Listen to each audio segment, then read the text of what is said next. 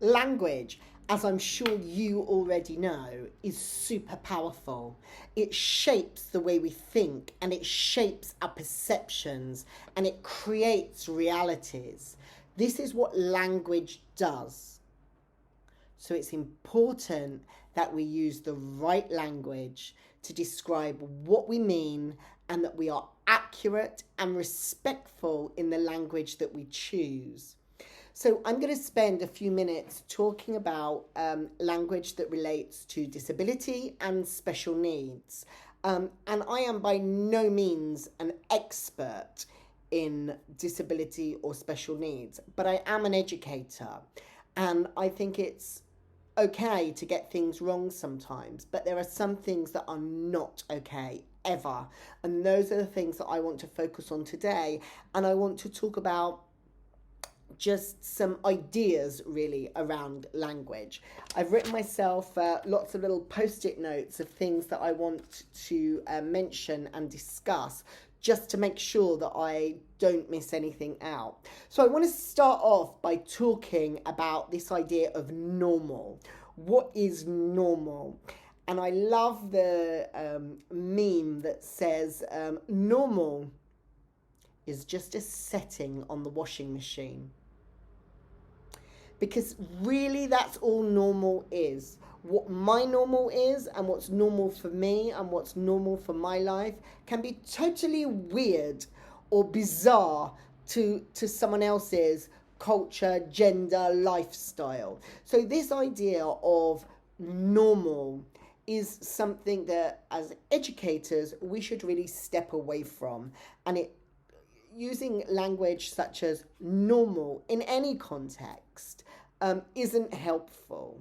I always think about, when I'm thinking about child development, I think about developmental delay, I think about typical development, and I think about atypical development. And that's a better and more accurate way of describing what you might think is not normal development, atypical development, when a child doesn't develop, typically meet their milestones in line with expected typical developmental routines. So that's the first thing that I wanted to say, is just get away from using this idea of normal as a benchmark, because everyone's normal is different. So I'm just going to jump right in and tell you about some absolute no's. So we do not use the term handicapped.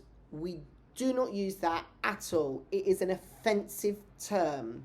Now, many years ago when I trained in early years, I learned about the origin of this word. And when I learned about the origin of the word handicapped, I understood why it was inappropriate and even offensive. So handicapped comes from the term cap in hand, and it dates back from a time before we had national insurance, before we had social security, and it comes from a time where disabled people who didn't work sat on the street and begged for money with a cap in their hand. And those people with a cap in their hand begging for money came to be known as handicapped. Handicapped, cap in hand, which is totally inappropriate. Now, of course, there may well be other urban legends about how this term came to be, but whether my story is correct, I think it is, or not, it is not a word that we use. Differently abled, crippled, victim, someone suffering from.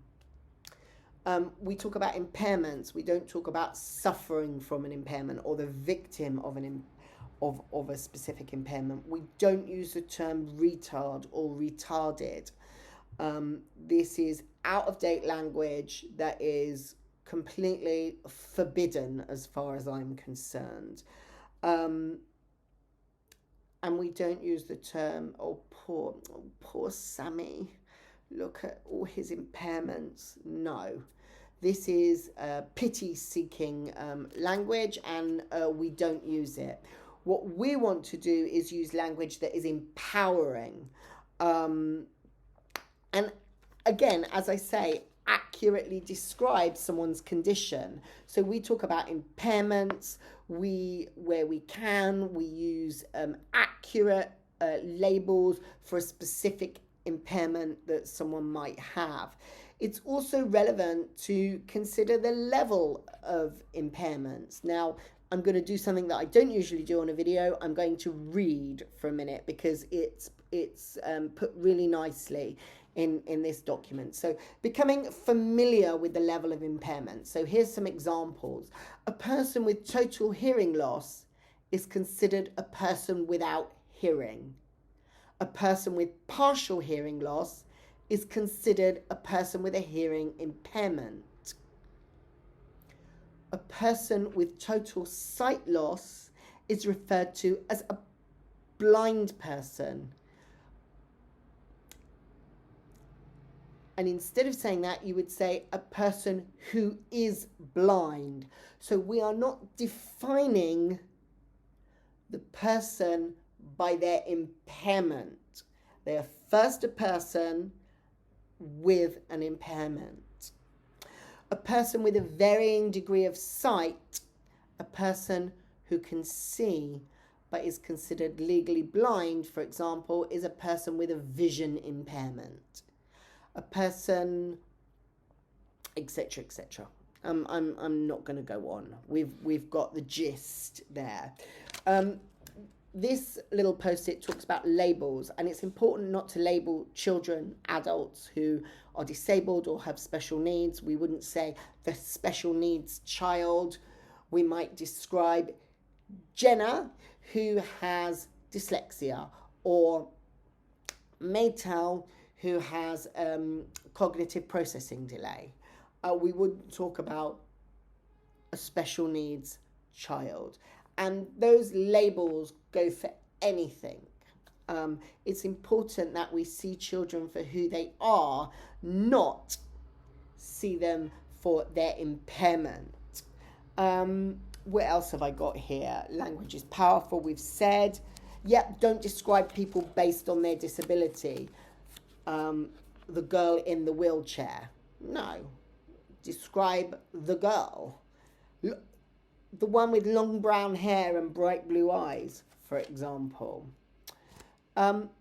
We don't necessarily see disability or special needs as something that's wrong. Oh, what's wrong with you? What's wrong with him? What's he suffering from? No. We focus, accurate language, describe the impairment.